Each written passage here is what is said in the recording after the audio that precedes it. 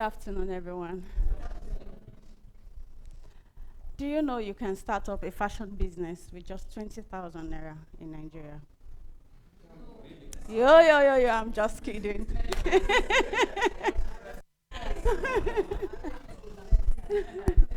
My name is Comfort Deftouch. I'm a fashion designer.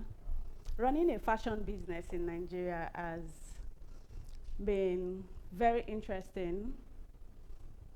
It's been challenging and, of course, very rewarding.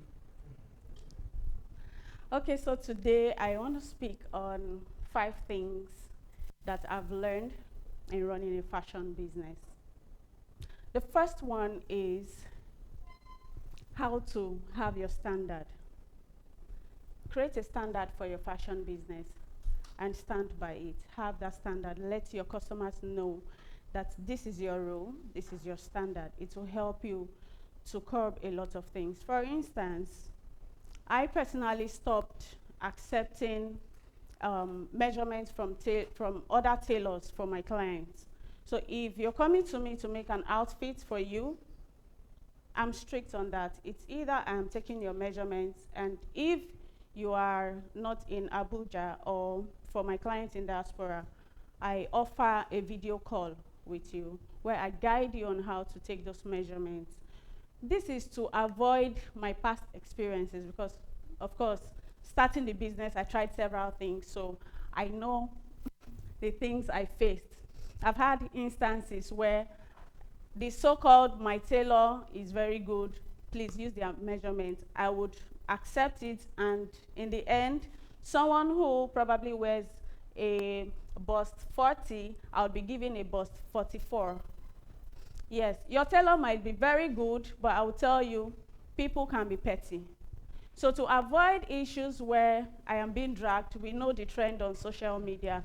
To avoid, oh, this is what I ordered, this is what my tailor gave me, I just stick to that. Although there are exceptions where if you're making, say, a boo or a free dress, I can give that exception and accept your tailor's payment. I cannot go wrong with that, no matter how bad it can be. So that is it. Have your standard, have your rules, and let your customers work with that. Let them understand, politely explain it to them. Another thing, number 2, is to know how well to manage any kind of customers. People are wonderful. God made us wonderfully. There are people who are very peaceful, there are people who are very patient, there are people who are the irate customers. Know how best to accommodate everyone. Know how best to accept everyone in your space, in your business. So why I'm saying that is I've had instances where I had a conversation with a client on phone, and probably this person said, oh, I would prefer a pink dress for this style. And I said, okay, ma'am, would work with that. And eventually I made a pink dress, and the person said, no, I changed it from pink to burgundy. So if I was not able to, for instance, keep a record after our phone conversation, I still always go back. It's phone, it's not recorded. So I mention it via chat. Oh, sequel to our conversation, this is what we agreed on, a pink dress, and this is the timeline, this is when it will be delivered, this is the amount, for record keeping purpose, so that when things like this happens, you can make reference to that.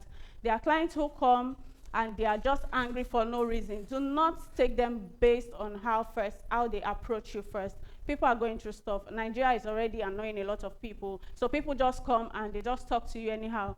Do not scare them away. Accommodate them, talk to them, calm them down, massage their ego.